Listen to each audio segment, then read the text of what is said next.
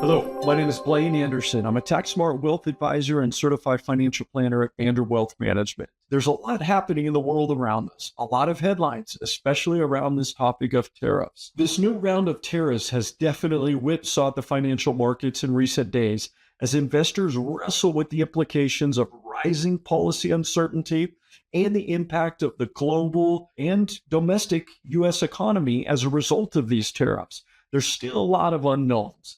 And quite frankly, assessing the possible damage or the benefits to the economy is challenging at this time, especially given the rapidly changing news events.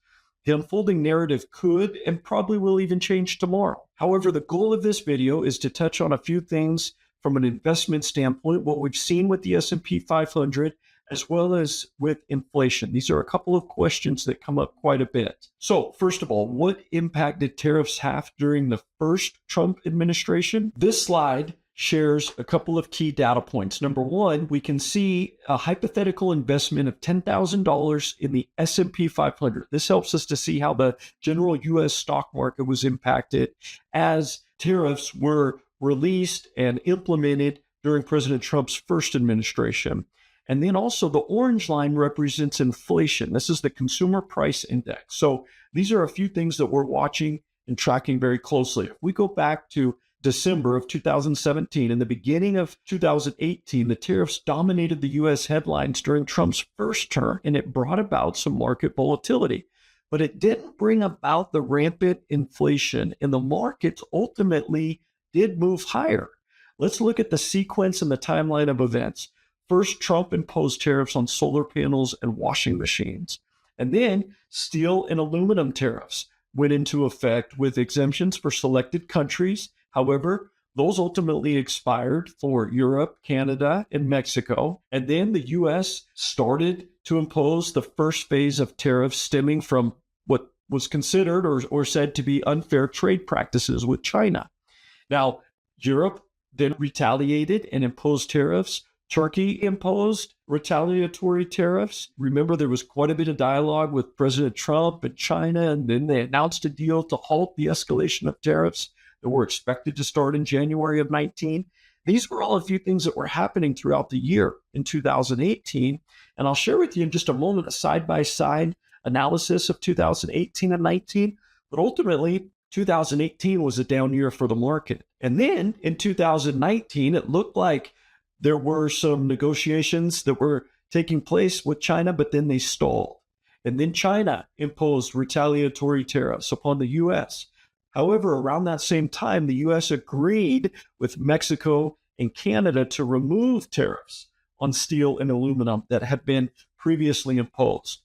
And 2019 ultimately became a very good year for the market. If I look at this slide here, you can see that 2019 was up over 30%, and 2018, yes, was down, but a moderate 4.4%. So when I look at them side by side, one thing stands out. It was volatile, and there were moments of sharp decline. I remember the fourth quarter of 2018 because we were riding pretty good, and then all of a sudden, we had a lot of volatility, and it was scary at moments. But 2019 also started a nice bull market. This was before COVID, and we had over a 6-year period of time ending in 2024, where 5 out of 6 years, the U.S. stock market was either the first or the second highest performing asset class or top performing asset class amongst a variety of different asset classes, including real estate, currencies, bonds, international markets. So it started a nice run with the market. And although we don't know what's to come, there's a lot of uncertainty, and the market does not like uncertainty. I can tell you from our standpoint as investment managers and certified financial planners, we know that there's going to be market pullbacks and corrections. History has shown that about every 6 years, there's a 20% pullback or more in the market. And our last one was 2022, the 1 year where the markets were down. A few things that we do here at Vander Wealth Management is to invest in a diversified portfolio of stocks. This is what we call our growth portfolio.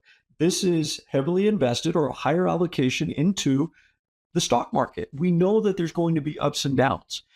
We also know that one of the keys to investing in the stock market is to do opposite the market. It means to be buying when people are selling and to be selling when people are buying.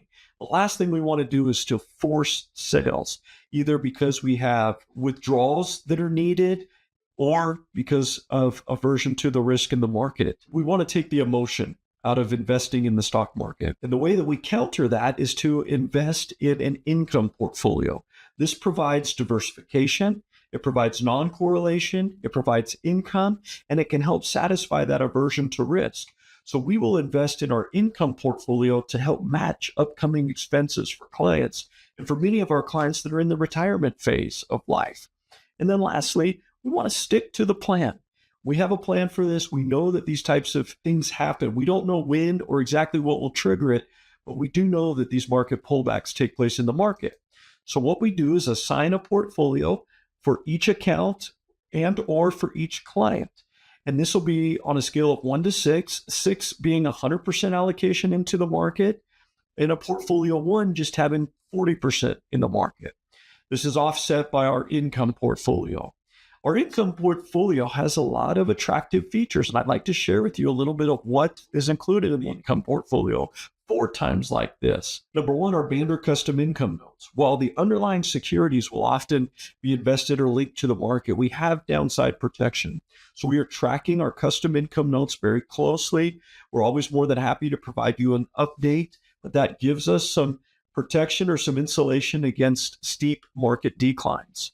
And we will invest 10 to 20% of our portfolios into our custom income notes. We will also utilize U.S. Treasuries, short-term bonds, CDs, multi-sector bonds, other fixed income vehicles. And then also we will utilize real estate. Bander Wealth Management, we will underwrite and do due diligence on a number of private real estate deals. We will utilize asset classes within the self-storage or multifamily apartment sector. We'll also utilize investments in the industrial sector or other real estate asset classes. So we feel that there's good data to support having 10 to 20% of a portfolio in real estate, that can help reduce the risk and give us more opportunity for return. This is an example of a non-correlated or an asset-based investment that is held within our income portfolios. And this is part of what is referred to as the endowment model, that will include non-correlated hard assets in a portfolio. And that's something that we implement here at Bander Wealth Management.